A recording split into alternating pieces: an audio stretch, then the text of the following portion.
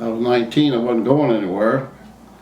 Had a crummy job in a warehouse for a department store, and had split up with my then girlfriend, and the transmission was out of my car, so I didn't have any possibilities. So I said, heck with it, I'll go down and join the Marines. So at lunchtime, I went down and joined the Marines, and I was getting ready to leave on the train.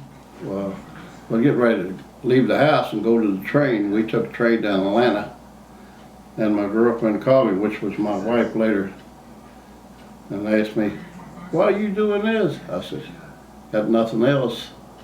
I don't want you to go." Well, I had to, so I don't know, I took the oath. So anyway, I went, and that's the only time that I ever seen my dad with tears in his eyes.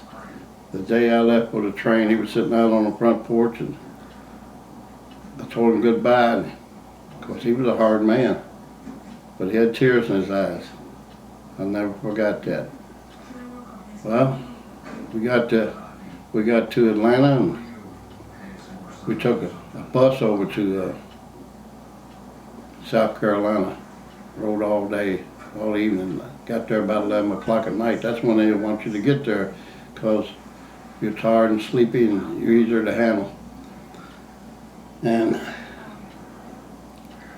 well, it was next morning was Sunday, and we went to had to go to church. Well, first we went to chow, and it had the famous shit on a shingle, which is gravy and some kind of meat, beef probably.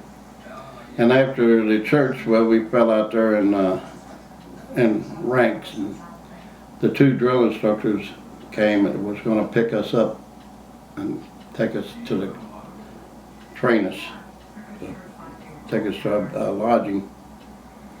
And the one, he said, "The first thing I want to know is how many of you are here from Kentucky?" There was 10 of us, and I'm the only one who raised my hand.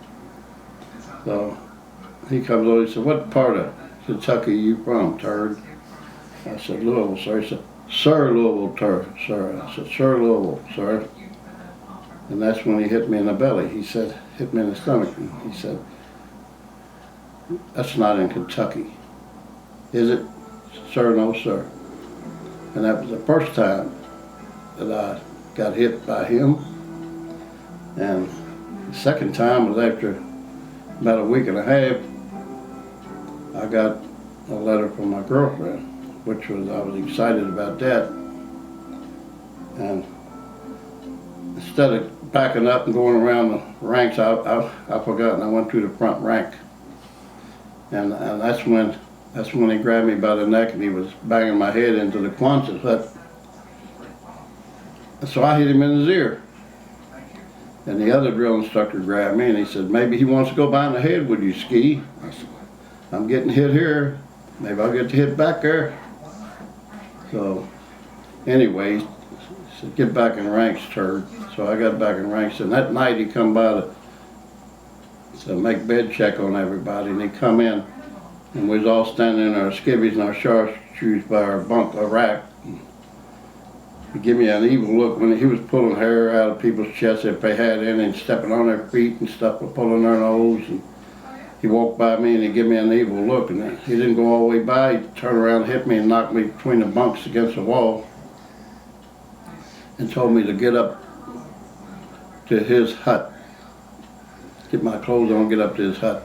So they went out, and the guys all said, "Boy, Spears, you're in for it now." I said, "I don't care. I don't care." So I got up there, and of course you don't go and get in front of the hatch, they call it, the door.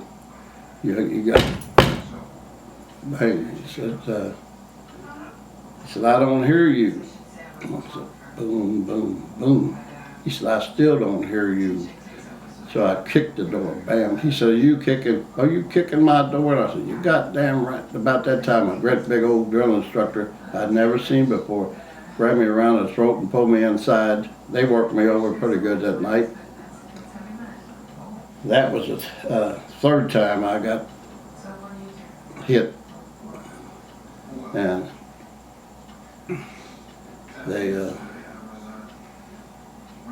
I tried to stay away from them, tried to do everything right, but it wasn't easy.